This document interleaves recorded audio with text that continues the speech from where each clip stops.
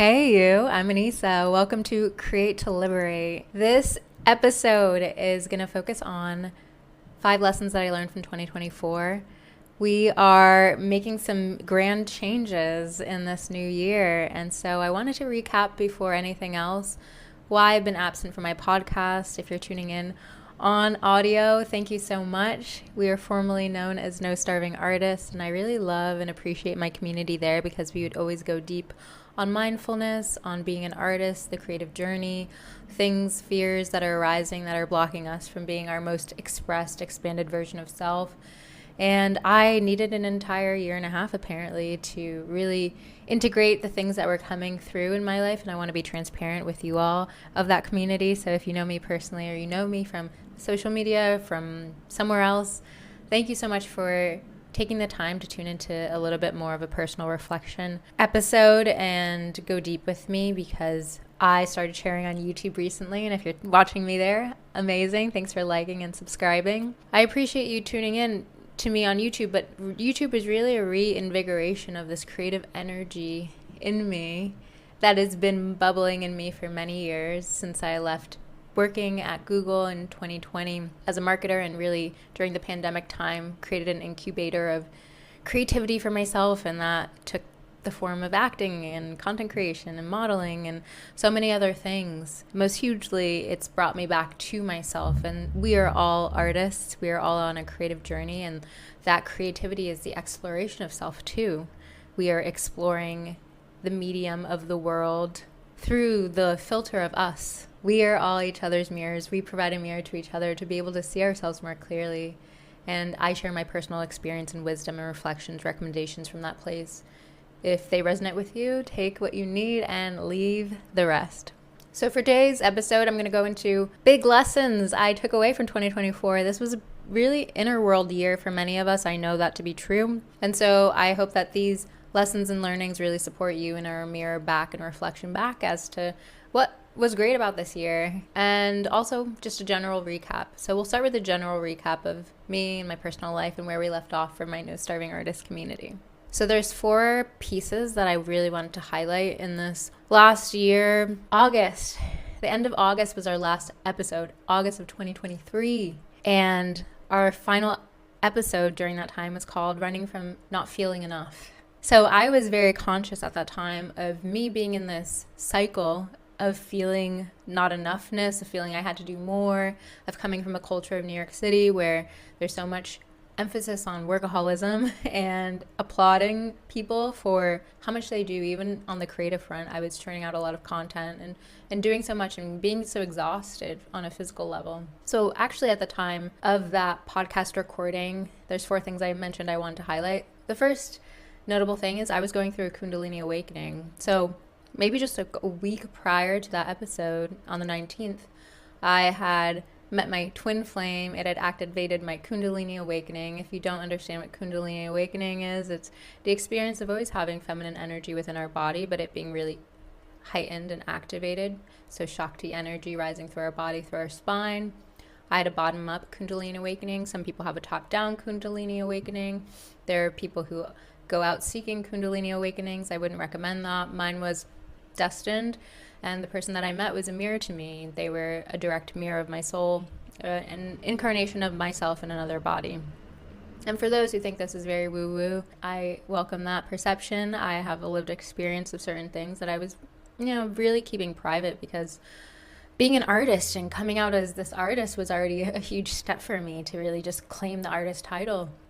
And so you can imagine how I felt about being even more spiritual and psychic awakening and all of these things kind of coming forward during this time, and meeting this person who most people, and if you understand the twin flame journey, it's perception of romantic connection, but it's also hugely about wounded attachment, partnership, and how can you heal wounds that are within you. And people have different levels of difficulty, pain that they're carrying from this lifetime or past lifetimes or generationally or ancestrally, and it's just really powerful to kind of have time and place to do a level of healing. So number 2 that I wanted to call out was I was doing a lot of healing this last year, is why I've been MIA, and I really missed you, hence I'm being back.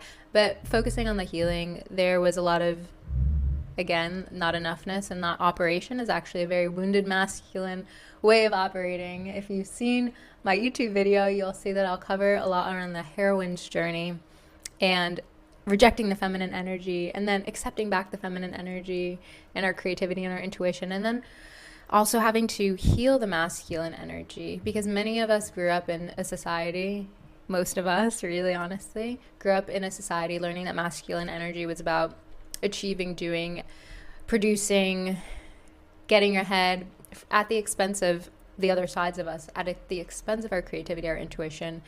But we're all one whole self. And so the ultimate way that our divine masculine energy should be operating is to be in support of our feminine energy, creating structures, discipline, boundaries that really support our creativity to flourish, our intuition to be more heightened, etc.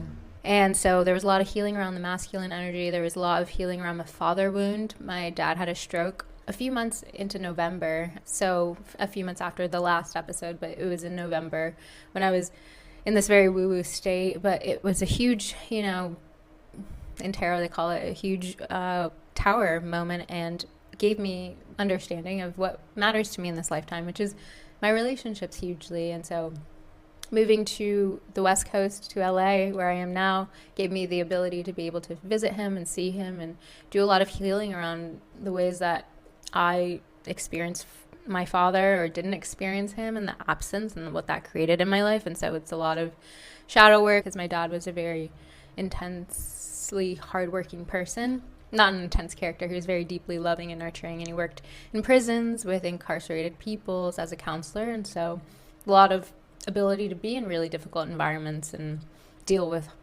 hardship, and I really took that on for myself in the way that I operate. And so much love to him. He's passing away, and so I'm just waiting for that moment, but it's been super tender in my heart because of that. And I had this period coupled with the Kundalini awakening and the psychic awakening. I was like, okay, this is so much sensitivity that I'm coming into, and this is way too much for me to do and show up online. And there was so much battling with that. And now, even though I'm clearly vulnerable, I am in a place where I allow that to be a part of what is my current expression in the world.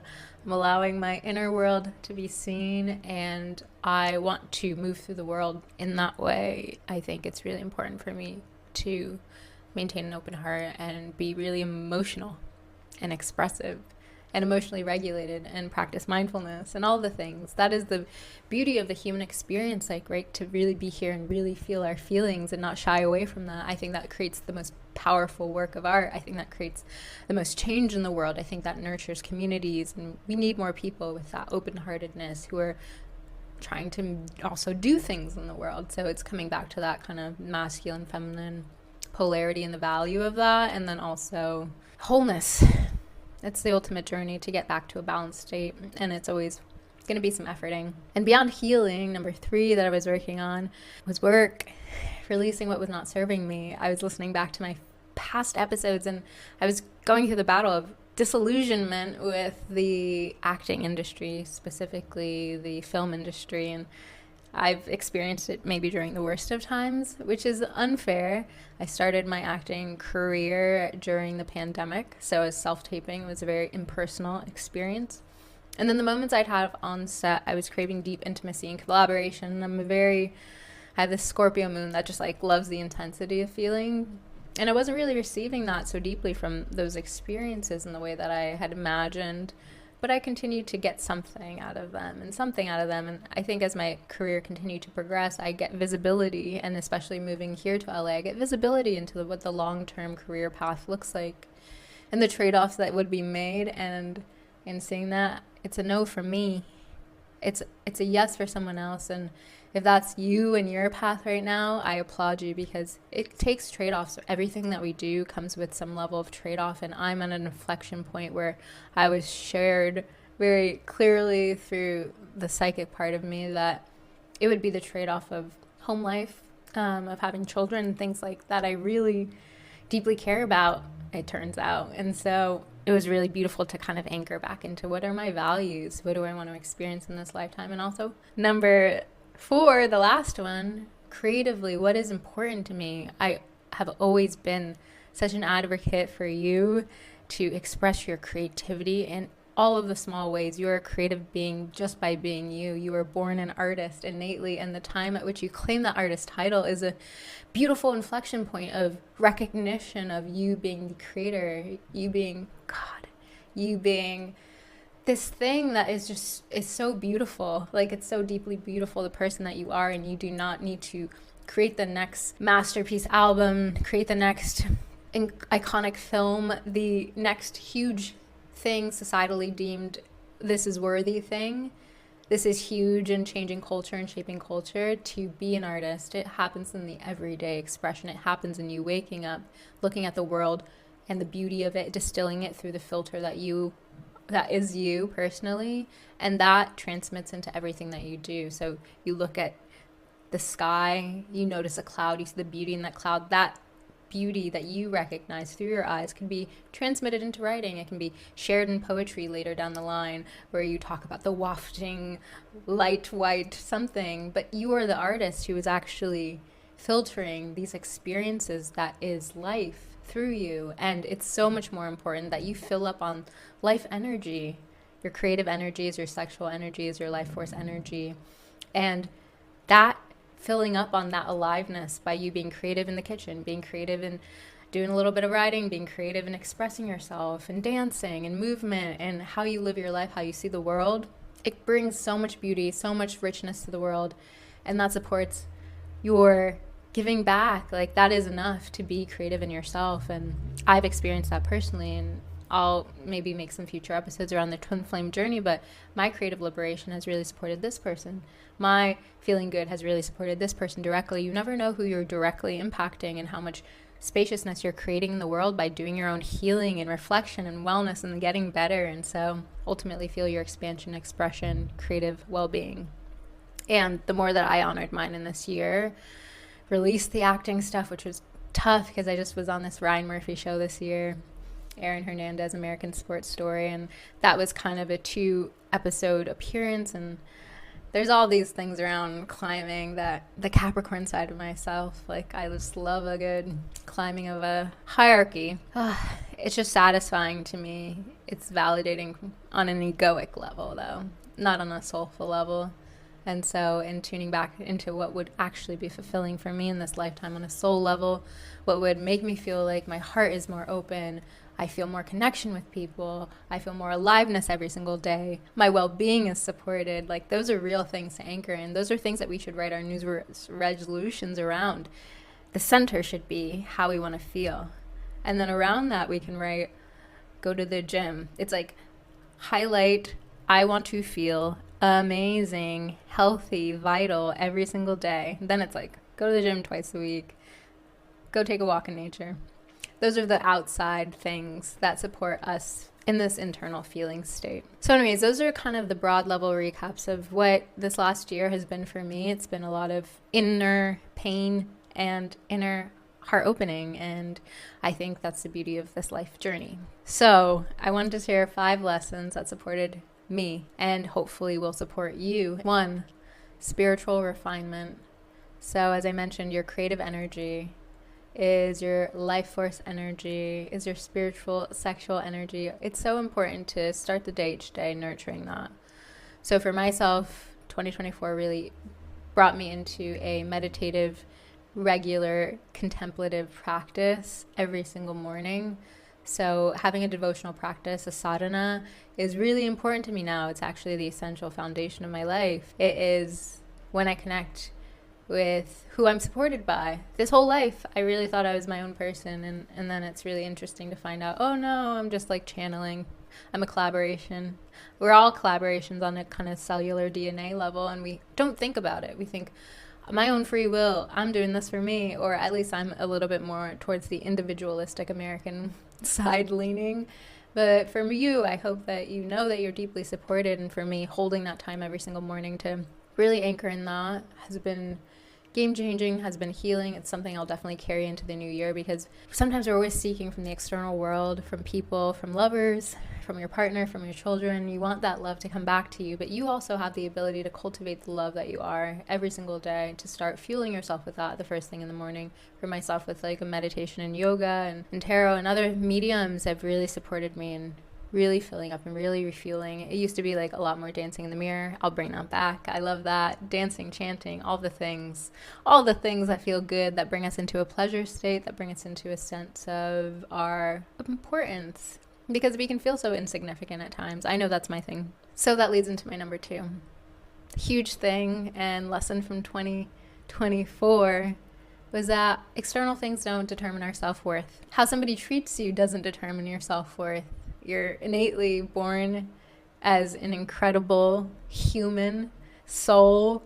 You are the body of so many who've fought and died and survived so much difficulty. It's so wild to think back on all our lineages and how much struggle there was for us to be today, here and now. And just gratitude for that. If anything, we were just like this miracle to be living, to be able to listen to this wherever you are, and just really relishing in that sense of you are worthy innately for being here. I like to think myself as a very independent woman, but this was my first time living alone these last 2 years. 1 year nomading, and then this year and living in this apartment alone. I don't have a partner, I don't have friends around to validate the person that I am, and really just seeking outside of ourselves. Maybe for you it's in money, power, fame. It's in some kind of external place. The worthiness is you as you are, with nothing. If nothing else existed, you would still be worthy. And I hope that you can choose to orient and operate your days going forward with that knowing, choosing from a place of love and not choosing from this place of fear constantly, because we're being marketed to and conditioned to believe that we should sink into that fear baiting. No, we're above it. So number 3, big lesson from this year, healing father masculine energy and attachment, partner wounding, and knowing that my greatest partner in life is source, the universe. I hope for you, you know that your creativity comes from you, but it's also a collaboration. There's a beautiful mystery in consciousness that I can go into in many ways, but there's a beautiful mystery in consciousness that is a collaborative effort. So the higher you raise your consciousness, the more you have awareness that you are bringing things into the world that need to be shared, that you are able to manifest in a really beautiful way, and the things that you desire come closer to you when you have more awareness of that ability, as you distance yourself from you just being in your human form and you say, hey, I'm actually in partnership with the universe. I'm in partnership with source. I'm so much more than just this human body. And this has been my year of being like goddess first, and knowing that my anchor partner in this lifetime is that. And I think for me personally, it brings so much more deep gratitude for every additional friend, family member, person that comes into my life, for you as a listener of this conversation between me and myself. It really means a lot. Yeah, this is a temporary experience, and I'm grateful to share it with you. And number 4, huge lesson from 2024. I was listening back to my past episodes, and even in the last episode, you can just hear the New York City subway train like rumbling under my brother's apartment where I was recording the final episode, and the amount of stimulation that was like coming into the environment. And at that point, I really had very heightened clairsentience and was feeling all of the energies of all the people's bodies in New York City, which you can imagine is really exhausting. Not even as a sensitive person, it's exhausting. So once you become sensitive, you're introverted and you're intuitive, it's really overwhelming until your body starts creating abilities to define your boundaries, and you move out of that fully I'm a wave back into like the particle. We are also particles, we are also waves. How do you come back into that I'm centered in my own energy kind of field? And in moving back to that for myself, reclaimed my energy, but also knew environment does matter, your physical body. Listen, it matters because your nervous system needs to be regulated, and it's just a lot more difficult to regulate your nervous system in an environment that's constantly zapping it away. And now there's a lot of studies around EMFs and all the electronics that are actually zapping our energy away from us. And so there's so much opportunity to optimize where you live, wherever you are, just being a little bit more aware of what's creating what in your energetic field. And for myself, getting out of New York City, anywhere that I could have gone was really up from there as far as more spaciousness for my nervous system regulate, for me not to be as adrenal fatigued, for me to not be in fight or flight. Where do you feel your energy from? So for myself, being in nature is deeply restorative and healing. And so where I live now, I have access to nature all the time. It's really beautiful to walk into the park and just take in the goodness that is Mother Earth and really be able to co-regulate with trees and feel the samadhi cosmic consciousness and really do my tree hugging. This is my tree hugging era. There is no good or bad, black and white. I don't believe in any of these.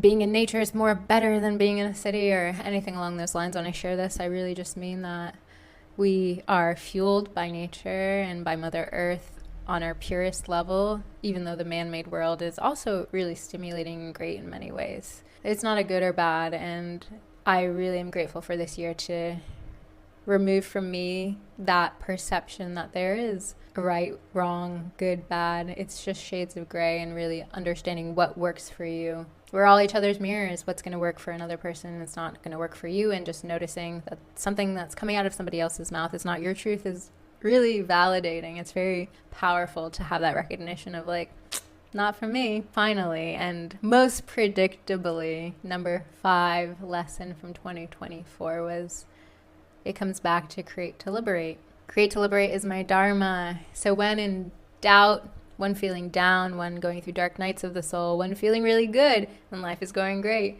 continuing to create to liberate the mind, body, soul, to feel most expanded and expressed.